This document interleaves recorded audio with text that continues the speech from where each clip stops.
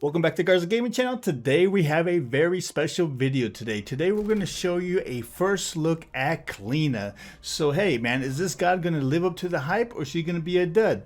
I don't know, but we're about to find out. Let's get into it.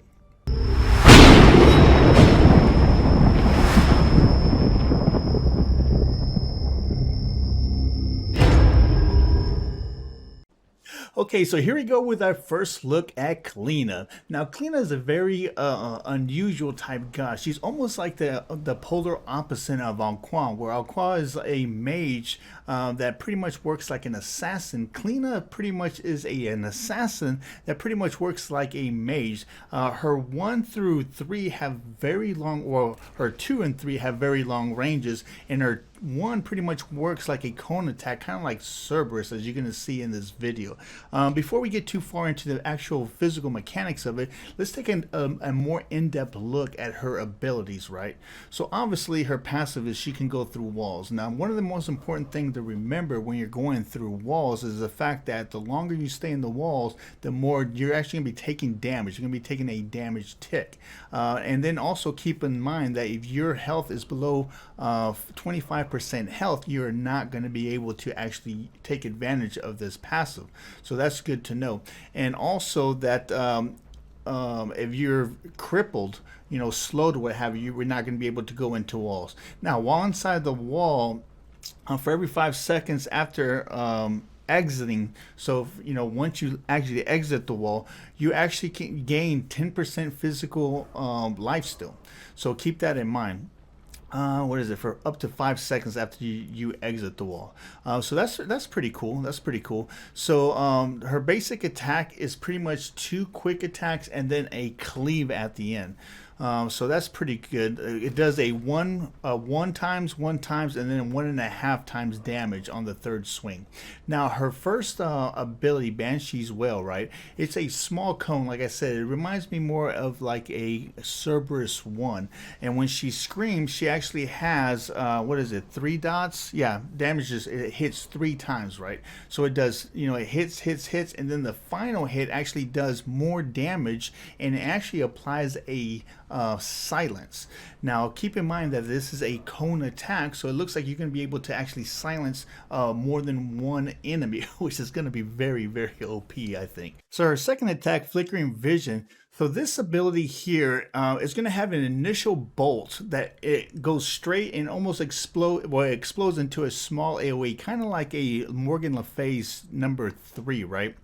But the cool thing about this one is when that small explosion happens, if it hits multiple gods, it actually puts a debuff on every god it hits, whether it be a single target or 3 targets that it ends up catching in the AoE, and puts this debuff on it where they lose sight of your character. So you actually get an invis, almost like a Loki 1, right? But the cool part about this one is it lasts for 4 seconds, and as long as you don't cause any damage or get hit by any damage, you stay invisible to whoever is actually being affected by this buff. So that's pretty awesome, man. That's actually pretty awesome. Now the only bad thing about that is that for every time that you get hit, you actually flicker into visibility, so that they can actually see you flicker, almost like Loki's invis. Now the cool part about this one is, just like Loki's invis, while anybody is actually affected by this debuff, you actually get a movement speed buff. So you actually can increase your movement speed at late game up to 40% for 4 seconds while somebody has this buff on them. So that's pretty freaking OP right there. I think that's going to be a very awesome initiator to set up for other attacks. Now her 3 her claw attack, this one kind of reminds me like a Medusa charge attack, right? So what it does is the same mechanics, although it has a very, very long range on this attack from what I've been seeing, and it's even longer if you use this coming out of the walls, like if you use her passive to go into a wall and use this to come out of it. And I think it gives you anywhere between 5 to 10 more. No, it gives you 10 more range.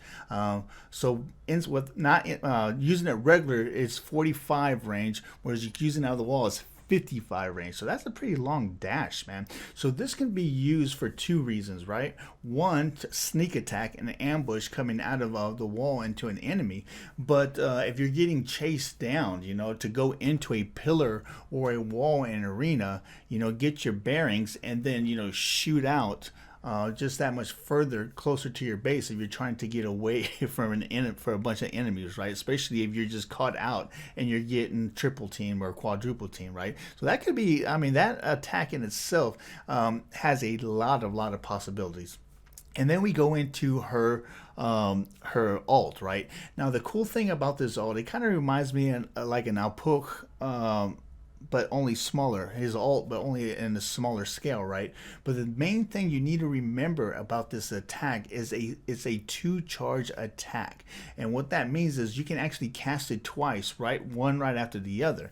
So that allows you to actually use angles to your advantage, right? As we're going to see later on in this video. So you can actually put one like this or one like that into a cone shape, forcing the enemy to stay within the bounds of a certain area unless they want to actually go through that alt.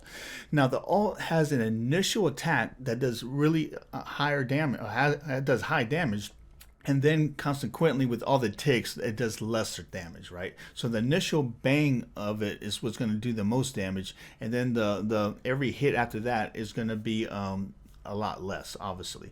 Now the cool thing about this one, it also actually puts a slow on the enemy that lasts about 1.5 seconds. So hey man, those are the attacks for Clidodhna. So let's see these one in action. So here's our Banshee screen.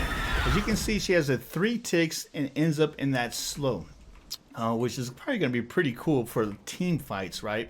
Where you can come in and sneak in with those team fights, or when you see one of your team members trying to get away and somebody's chasing them down, you know, to be able to chase behind them, doing damage to the enemy that's chasing your person down, because by the looks of it there's no slowdown on it.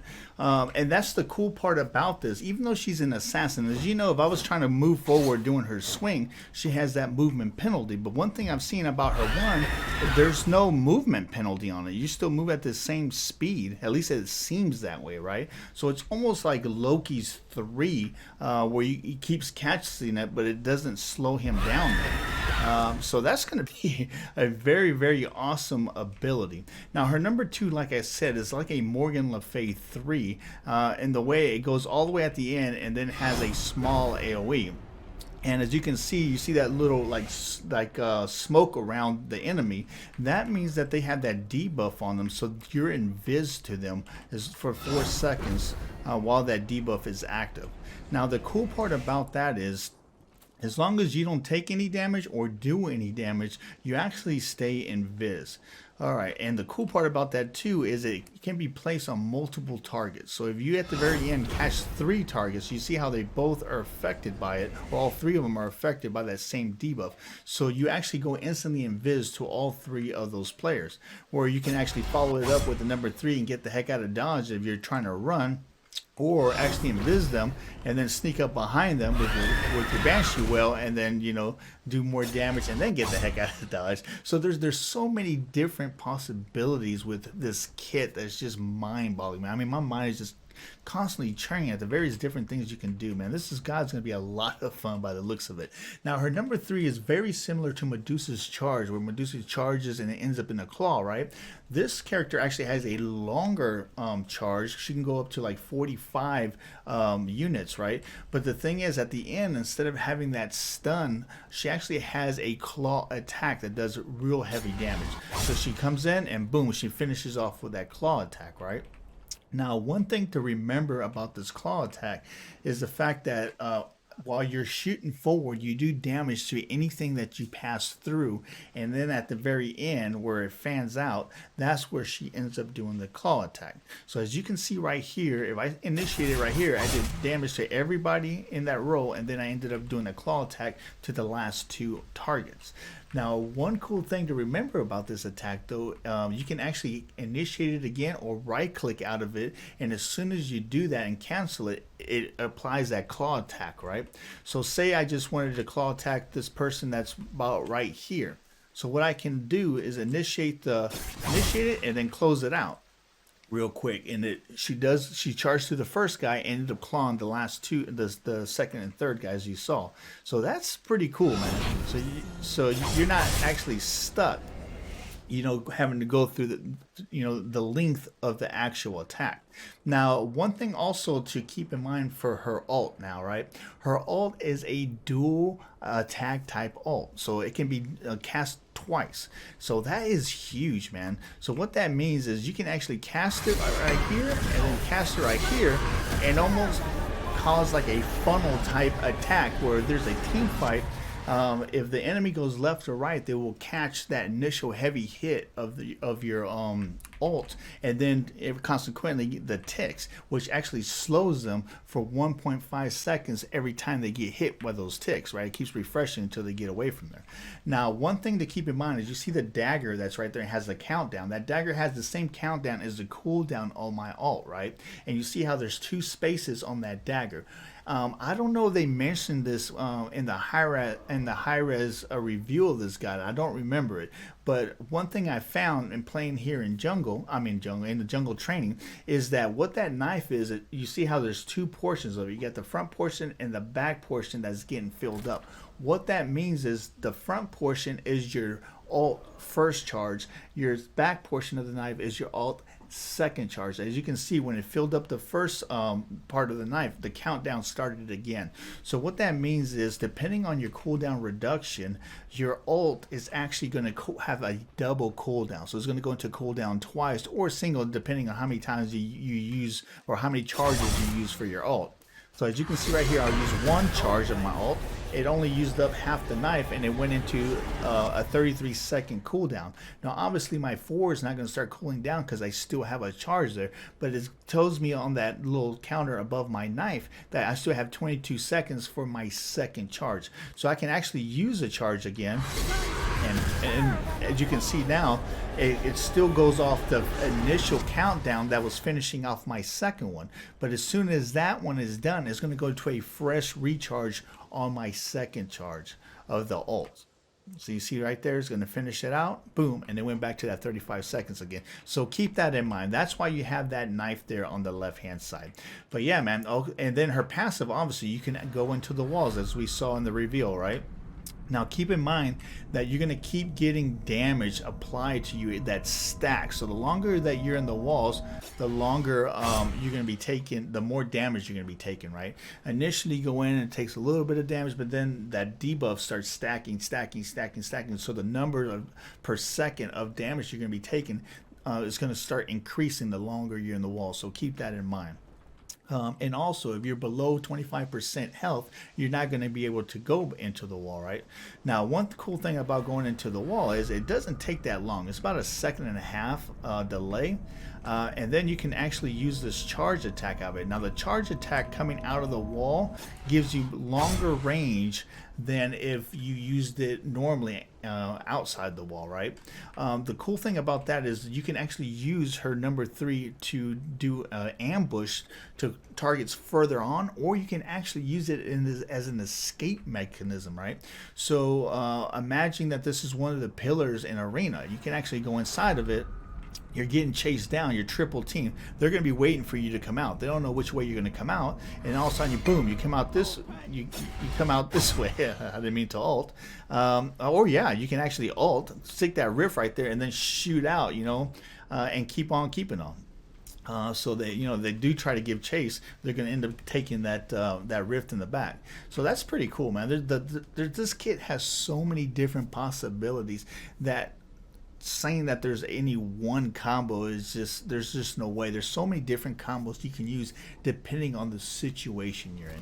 But yeah, man, those are pretty much her attacks. And another thing to keep in mind too is, and if I read it correctly, her number 1 out of the wall that does that face that does damage, it actually only does damage to gods, from what I read.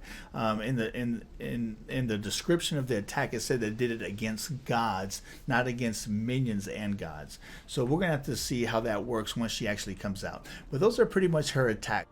So that is our first in-depth look at Clidodhna, the new Banshee queen. So what do y'all think? You know, you think that she's going to be living up to the hype, or you think she's going to be a dud?